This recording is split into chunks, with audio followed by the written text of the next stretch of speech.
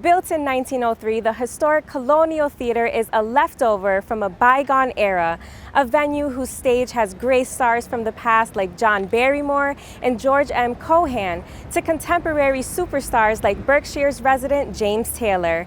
Closed in 1951, it was repurposed as an art supply store until its renovation back to its previous grandeur in the late 20th century, and now is a thriving center for the arts in the 21st century. Executive producer Tony Dunn pulls back the curtain on the Colonial's storied past.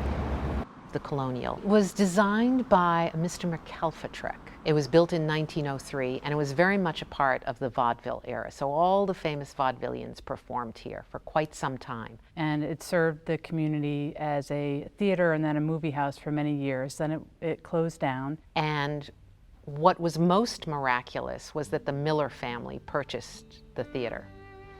And they built an art store within the theater itself. So when you walked through the paint in the art store for years, you could see columns from the original theater, and the whole back of the theater was all saved and protected. So the Miller family did this community a wonderful service to preserve the theater for later.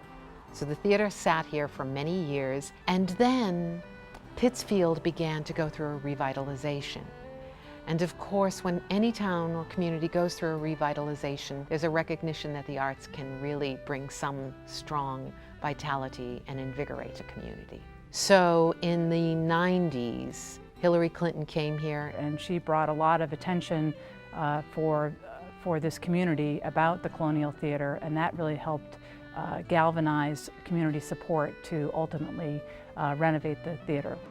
The theater was restored to its original brilliance. If you go into the beautiful historic lobby, you can see the gold work and the angels everywhere and the colors. The whole thing was restored to its original state.